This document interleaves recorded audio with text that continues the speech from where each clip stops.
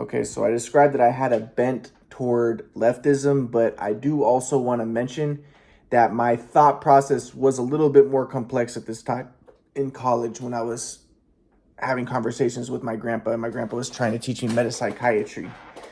And I mentioned before that an aspect of what my grandpa taught was not to be attached to any one belief, because he's saying that if you're in the flow, you're not attached to it. You could be open to a realization. So you can be open to a revelation or an inspiration, and you could be open to truth. Because if you're too attached to one perspective or point of view, then you won't be susceptible or receptive to the truth if it presents itself to you. Or if you are open to it, it can come to you. The pure awareness, reality being with a capital B, right? Now, it took me a long time to understand that was what my grandpa was trying to teach about the flow. I didn't really understand that. But so I do remember when I discovered the quadrant model, I did think to myself how, yes, I did have a proclivity. I did favor the leftist point of view. But I also had this realization like, well, maybe reality is like a matrix or a dream, like a dream matrix. And it's possible that both are true, the religious point of view and the materialist, the spiritual and the materialist point of view. So reality will give evidence for both. And it's interesting because I talked to my friend who was a Hare Krishna, and he said that that's the way that Krishna operates. He said that Krishna will give the materialist evidence for his points of view, and it also gives the spiritualist evidence for his points of view, because he said that is how merciful and how compassionate Krishna is. And I think that reality might actually operate in that kind of manner, where if you look at the quadrant model that I developed, you have sensation, perception, response, awareness, first quadrant, belief, faith, behavior, belonging, second quadrant, thinking, emotion, doing, dreaming, third quadrant, contemplation, passion, flowing, knowing, fourth quadrant. And the idea is like our beliefs, which is second quadrant, which is homeostasis, which maintains society, maintains order, those affect the first quadrant, sensations and perceptions. But also sensations and perceptions affect beliefs. That's the first two quadrants are always a duality. And those influence our thoughts, which is the third quadrant, which influence knowledge, which is the fourth quadrant. And knowledge is what objectively what things are, right? But the idea is it's possible that our beliefs are affecting our perceptions, first quadrant and second quadrant interaction, and sensations and perceptions are affecting our beliefs, first quadrant, second quadrant interaction. But it's also really possible that, like, if you believe in, let's say, young Earth, you will find evidence for it. And it's not just that you're looking for it and you discard the evidence that is contrary to it. No, it's actually that if you believe it, reality might present evidence for you for it. And not just that, like, where do you get those beliefs though, too? Reality is like a dream in a sense. Dreaming is a third quadrant, and it's playful and it's malleable, and it will provide evidence for the young Earth creationist and also the old, the Hindu who believes that the universe is trillions of years, eons old. It's going to give evidence to both of them because it's playful like that. And, that's a possibility. And I thought about that as like, if we're in like a dream-like matrix, that went through my mind. And I had that thought that it's possible that these polarities or contrary beliefs or contrary theories might both be true, like the wave and the particle in particle physics, they say in quantum theory. These two disparate ideas might simultaneously be accurate, because if it's a dream and it's malleable and it's,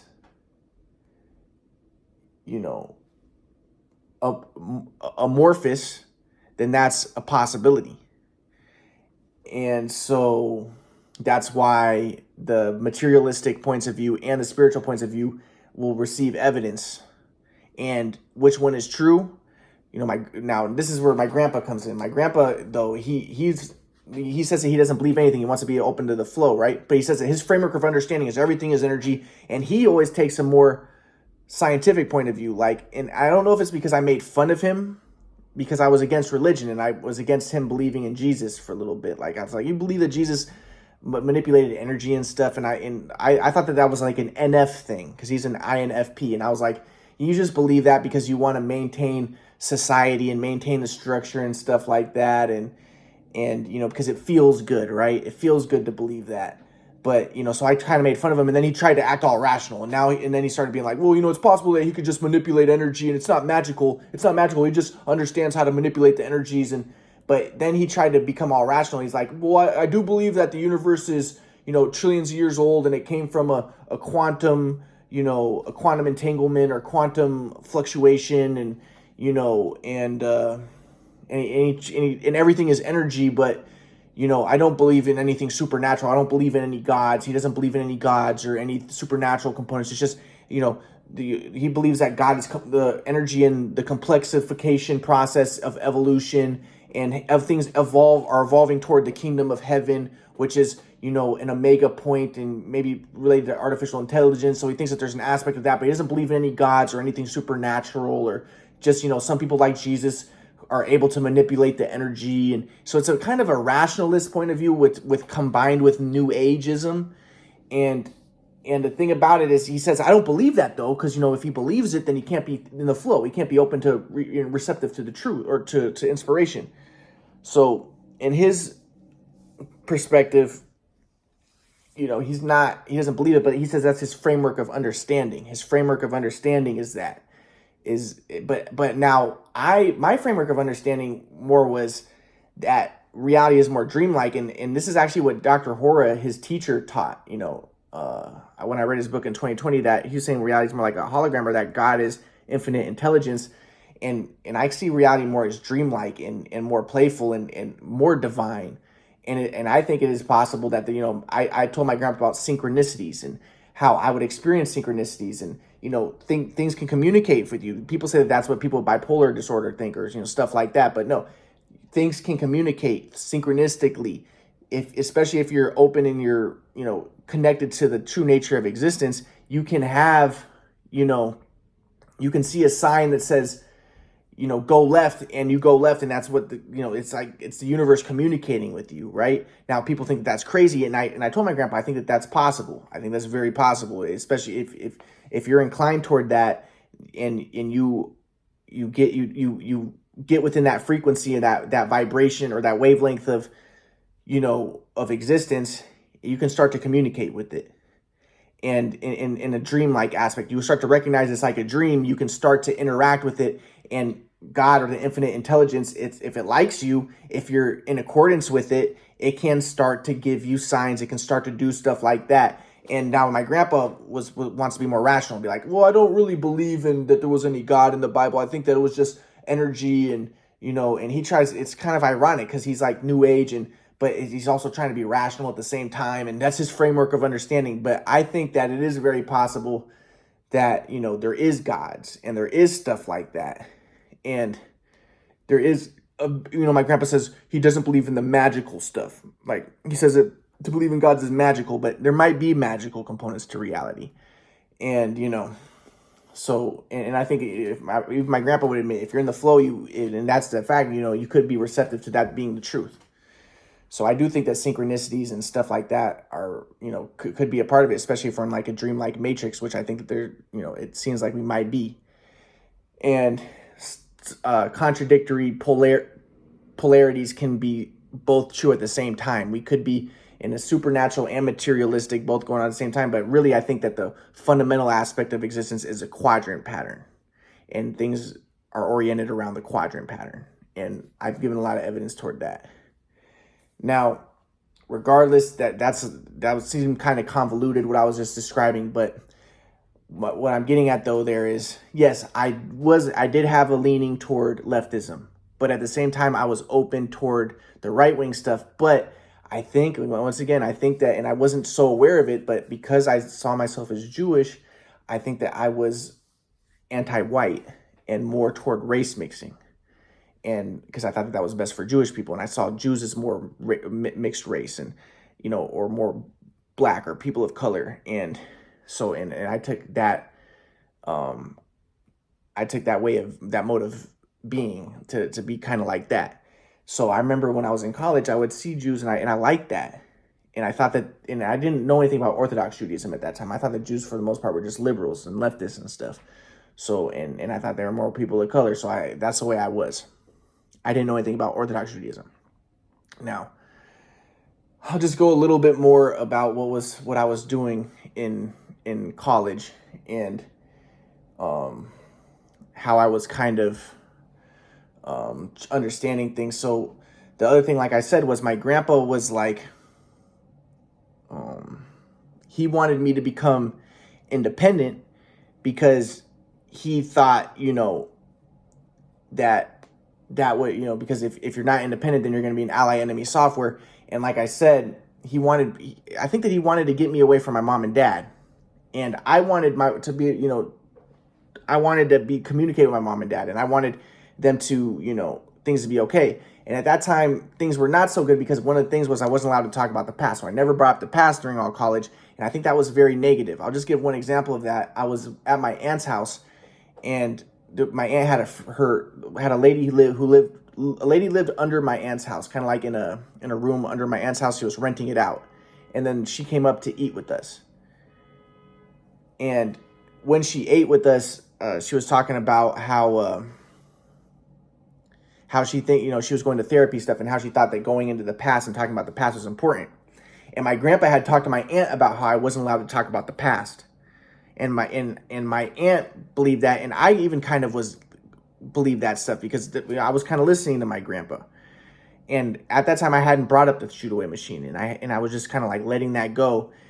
But I think it was negative because, and then the lady who was with my aunt, she said something like, I said something like, my grandpa taught, how I should not talk about the past. And my aunt was like, and I think that's good. You should not talk about the past, because my aunt knew about the stuff that happened with my mom and dad, and how I shouldn't talk about the past, how my grandpa had said that. And, but the lady was like, no, it's very important to talk about the past. If not, you can, the psychological problems can occur. And she gave some metaphors for that, like something about an ice cube, and how if you don't talk about the past, things can get clogged up, and things are negative stuff. And I was listening to her. I was like, really, I think deep down I knew what she was saying was correct, because I think that because I wasn't allowed to talk about the past, and I knew the negative stuff that happened with the shoot away machine, and I knew the negative stuff and I wanted to talk to my mom and dad, but I knew I wasn't allowed to talk about the past. I think it was screwing me up mentally a little bit, and it was difficult. But now, I'm saying all that because now we're going to go more into the story. So, as I said, I have lost a lot of videos in 2009 or 2010 when my parents came to help me move my stuff. And I had so many good videos, and I wanted to, and I lost the swag flow at this time. So, and I'm not going to describe what that is, but I was trying to study it and try to figure it out again. And I wanted more videos of when I was younger. So, and at this time, and I was wondering how I should do that. And,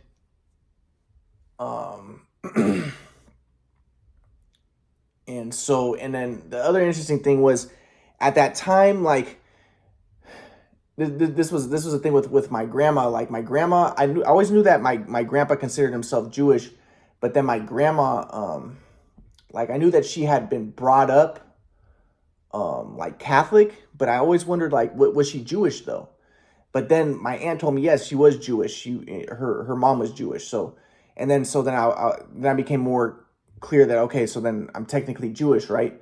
So then I started, going more to Hillel stuff, and I started studying more Judaism a little bit, but I didn't study the Orthodox stuff, but I'm starting to read the Bible more, and I started to go to Hillel, and I talked to the rabbi, and I asked the rabbi if he can get me to Israel, because at this point I'm thinking, I discovered a theory of everything. I discovered the quadrant model, and I'm seeing everything is built around this quadrant pattern.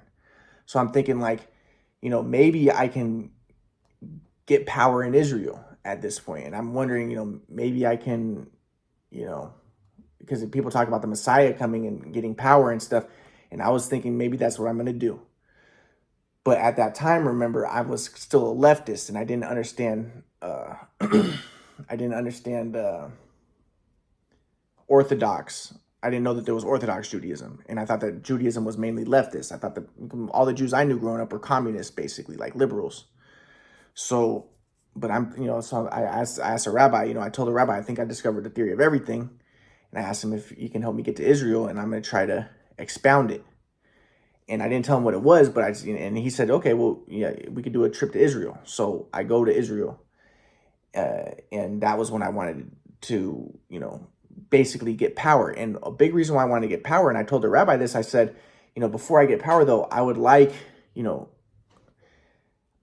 some help. Eventually, what I wanted to get the military on my side, and I wanted to have the military help me get power so that I can make sure that I get all the basketball DVDs that I can get of when I was younger, because I wanted to study how I used to shoot before the shoot away machine, and I wanted to study how I moved, the swag flow, all that stuff, because it was incredible. And I had some incredible videos, and they were lost, and I didn't have many videos to begin with, like I said, because my dad and mom didn't record, because my mom was too afraid, because she was anxious, and my dad wanted to watch, and he couldn't record and watch at the same time.